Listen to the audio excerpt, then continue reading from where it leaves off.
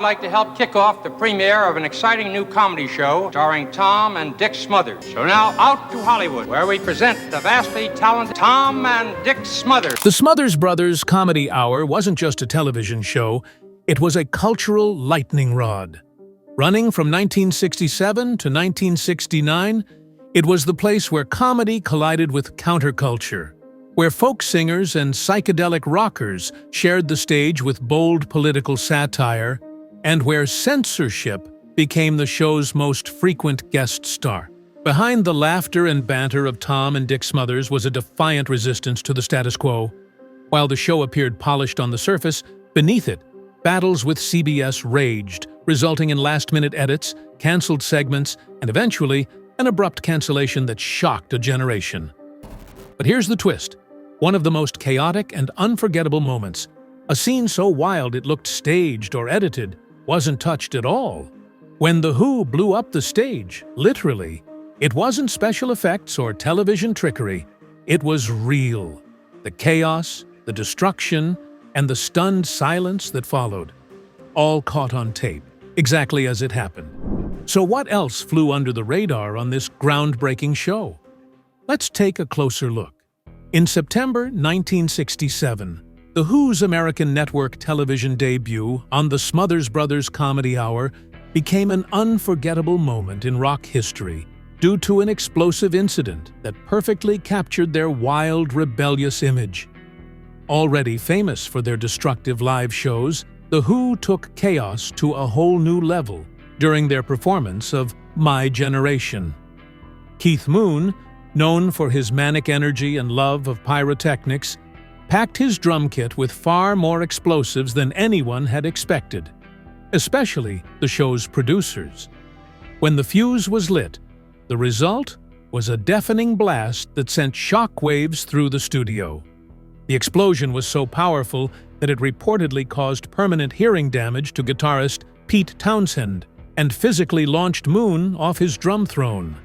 The intensity of the blast was not just heard, but visibly felt as smoke and debris filled the stage, creating an atmosphere of raw mayhem that stunned the live audience and viewers at home alike. What makes this scene even more astonishing is that the explosion wasn't edited out or toned down for broadcast.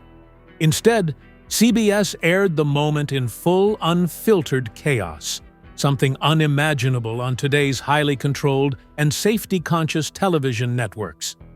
Amid the confusion, Tom Smothers unwittingly walked into the smoky aftermath only to have his acoustic guitar smashed by Townshend, who was caught up in the anarchic energy of the moment. Remarkably, that guitar was no prop but Tom's actual instrument, adding a personal layer to the destruction. This explosive incident wasn't merely a stunt for shock value. It epitomized the rebellious spirit and unpredictability that The Who embodied. It also highlighted a moment in television history when live performance was raw and uncontrollable, reflecting the cultural upheaval of the 1960s. The sheer audacity of this scene, broadcast live and uncut, remains a legendary example of rock and roll mayhem captured on camera, still shocking and thrilling decades later. 17 years after being blacklisted from television over accusations of communist sympathies, Pete Seeger finally received an invitation to return to network TV on the Smothers Brothers Comedy Hour. This comeback was expected to be a major victory for Seeger and his folk music legacy, but it quickly turned into one of the show's most infamous censorship battles. Seeger performed his song Waist Deep in the Big Muddy, a sharp and metaphorical critique of President Lyndon B. Johnson's decision to escalate the Vietnam War. The song tells the story of a reckless captain who leads his men blindly into a swamp, ignoring warnings and ultimately dooming them all. A clear allegory for the political and military missteps of the time. Despite pressure from CBS executives, Seeger refused to remove the controversial sixth verse, which explicitly called out the captain's foolishness. CBS reacted harshly, choosing to cut the entire performance from the episode rather than air what they saw as a politically charged protest. This heavy-handed censorship sparked widespread public backlash, as viewers and critics saw it as a blatant attack on artistic expression and political dissent. The Smothers Brothers themselves were deeply committed to standing by Seeger and his message. They fought tirelessly behind the scenes to get him back on the show, insisting that the network allow the full, uncut performance to be aired. When Seeger eventually returned and performed waist-deep in the Big Muddy without edits, it marked a significant cultural moment. This unfiltered performance symbolized not only Seeger's personal comeback, but also a broader victory for freedom of speech on television during a turbulent era of political and social upheaval. The Smothers Brothers Comedy Hour wasn't just about comedy and music. It became a platform for confronting injustice and challenging censorship head-on, setting a precedent for future artists willing to speak truth to power. Harry Belafonte's performance of Lord Don't Stop the Carnival on the Smothers Brothers Comedy Hour was meant to be a powerful, evocative moment, blending music with political commentary. Instead, it became a flashpoint in the escalating clash between the show's bold creative vision and the cautious, controlling instincts of CBS executives.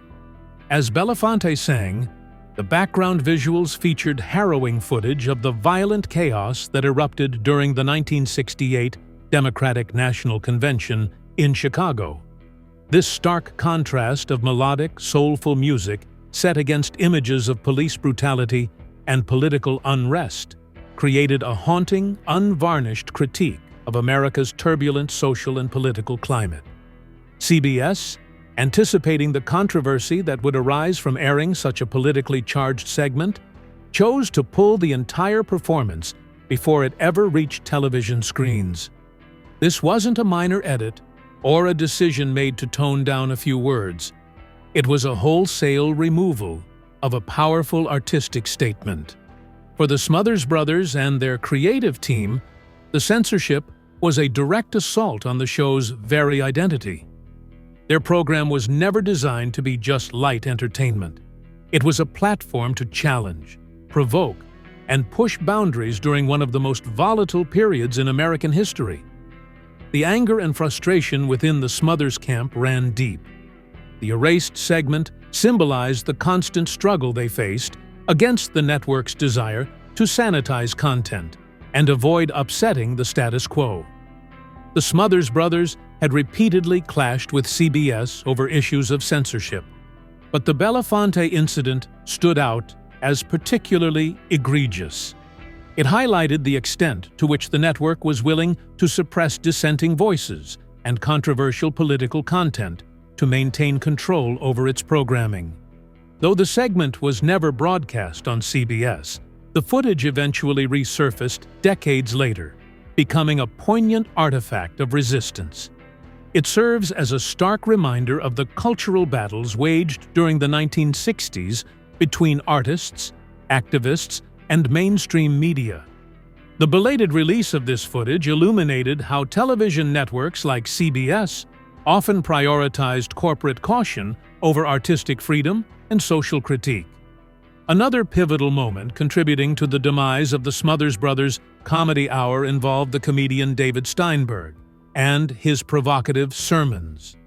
Steinberg was a regular contributor known for his satirical takes on religion and politics, delivered through irreverent mock sermons that regularly stirred the pot. Conservative viewers frequently complained about his routines, which blended humor with pointed social commentary. The sketch that sealed the show's fate featured a burning bush sermon parody. Airing in 1968, this segment sparked widespread outrage and backlash. CBS, pressured by the negative response, forbade the Smothers Brothers from airing any further Steinberg sermons. However, defying the network's orders, the brothers brought Steinberg back in 1969 with another provocative routine, doubling down on their commitment to pushing boundaries and critiquing societal norms. This act of defiance didn't sit well with CBS. Soon after, the network cited contractual delivery issues as the official reason for canceling the show. But insiders and fans alike knew the truth. The real cause was CBS's inability or unwillingness to manage a show that continuously challenged political and cultural taboos. The Smothers Brothers Comedy Hour had become too controversial, too unpredictable, and too politically charged for network television's comfort zone. In a final twist of irony, the Burning Bush sermon sketch was allowed to air in Canada on the CTV network, but remained banned from American television. This cross-border censorship underscored the stark differences in media openness and political tolerance between the two countries at the time. The cancellation of the Smothers Brothers Comedy Hour was far more than just a business decision. It was a warning shot across the bow to entertainers and creators everywhere. The message was clear: challenge the powers that be at your own risk. The network's heavy-handed censorship and eventual shutdown of the show revealed the limits of free expression in mainstream media during a decade defined by protest, upheaval, and demands for change. The Belafonte incident and the Steinberg sermons remain emblematic of this cultural and political standoff, illustrating how television became a battleground for control over the national conversation. When CBS abruptly canceled the Smothers Brothers Comedy Hour in 1969, Tom and Dick Smothers refused to vanish quietly into entertainment history. Instead of accepting their dismissal as just another casualty of network politics, the brothers launched a full-scale legal counterattack. They filed a breach of contract lawsuit against CBS, claiming the network had no legal grounds to terminate their agreement and had, in fact, broken their contract in retaliation for the show's political content and continued clashes with censors. The legal battle was long, bitter, and highly publicized. For 4 years, the Smothers Brothers fought to prove that their firing had less to do with missed deadlines, CBS's official excuse, and more to do with the show's defiant voice. They had turned their variety hour into a vital platform for free speech, political satire, and cultural critique, and the network, uncomfortable with the direction, shut them down under false pretenses. In 1973, the court finally ruled in the brothers' favor. The judge awarded them $776,300 in damages, which, adjusted for inflation, amounts to about $5.5 million today. While the monetary settlement was significant, the greater impact was the ruling itself. The court agreed that CBS had wrongfully terminated their contract and, in doing so, had violated the creative and professional rights of the artists involved. This was more than a personal vindication for Tom and Dick. It was a symbolic victory for anyone who believed in the power of television as a platform for dissent and change. The verdict confirmed what many already suspected, that CBS had censored a show not because it had failed creatively or commercially, but because it had dared to question authority during a time when America was deeply divided by war, civil rights struggles, and generational tensions. However, despite winning in court, the Smothers Brothers faced a changed television landscape. When they returned to the airwaves in 1975 with a new version of the Smothers Brothers show, the spark that had once defined them was noticeably dimmed. The political climate had shifted, and so had the network's appetite for risk. Their comeback series lacked the raw edge and rebellious spirit of its predecessor. Whether it was network oversight, self-censorship, or simply the changing times, the new show felt like a safer, tamer version, one designed to avoid controversy rather than ignite it. Lightning, as it turned out, doesn't strike twice, especially not in a climate that had become increasingly cautious and controlled. The new show struggled to find its footing and never recaptured the cultural impact or groundbreaking energy of the Smothers Brothers Comedy Hour. Still, the legal win left an indelible mark on the industry and reminded other artists of their right to fight back when networks overstepped. Beyond its political and legal legacy, the original Smothers Brothers Comedy Hour was also a breeding ground for some of the brightest comedic talents of the next several decades.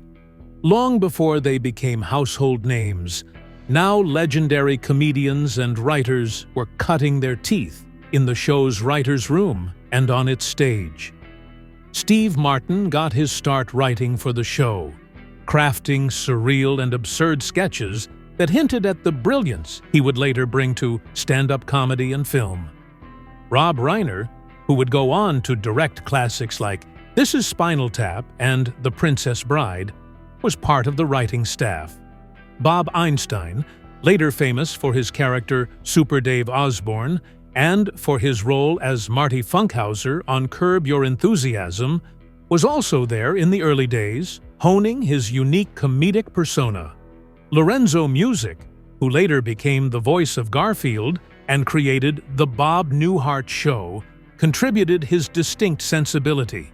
Even Don Novello, who would later find fame as Father Guido Sarducci on Saturday Night Live, found a creative home under the Smothers umbrella. This cohort of emerging talent thrived in an environment that encouraged risk-taking, pushed boundaries, and defied convention. The show's producers didn't just tolerate unusual or edgy material, they actively sought it out. In doing so, they helped shape the next generation of American comedy. These writers and performers went on to transform television, film, and stand-up comedy in the decades to come, carrying with them the subversive DNA of the Smothers Brothers Comedy Hour. Without that unique platform, modern American comedy might look very different today. The show was more than a variety hour. It was a launchpad for an entire comedic revolution. Before she became known for her soaring vocals in Oscar-winning songs like I've Had the Time of My Life and Up Where We Belong, Jennifer Warnes was a regular presence on the Smothers Brothers Comedy Hour, though back then she was simply introduced as Jennifer. Her performances added a touch of grace and emotional weight to the show's musical lineup, and though her fame would come later, the show provided her with a national stage that few emerging female artists could access at the time. Warnes was just one of many hidden musical gems nurtured by the Smothers Brothers. The show wasn't content with sticking to safe, mainstream performers. Instead, it opened its stage to countercultural icons and musical innovators who rarely got airtime on network television. Acts like Jefferson Aeroplane, Simon and Garfunkel, Buffalo Springfield, and The Doors didn't just perform, they sent messages. Their lyrics were often political, their presence inherently rebellious, and their appearances helped the show build a reputation as a lightning rod for young, disaffected viewers who were hungry for change. Unlike other variety shows that shied away from controversy or avoided music that might offend older audiences, the Smothers Brothers Comedy Hour embraced the rawness of the era. These weren't just performances, they were moments of cultural expression, statements of purpose that resonated deeply with a nation embroiled in war and political upheaval. For many of these acts, the show was their first brush with network television, and the exposure helped propel them into superstardom. In a move that would later be recognized as pioneering, the show also aired some of the earliest examples of what we now think of as music videos. Promotional films for Beatles tracks like Hey Jude and Revolution were broadcast during the show's run, long before MTV was even an idea. These weren't just throwaway segments. They were treated as events, artistic expressions that blurred the line between television and cultural commentary. In doing so, the show was laying the groundwork for a future in which visual storytelling and music would become inseparable.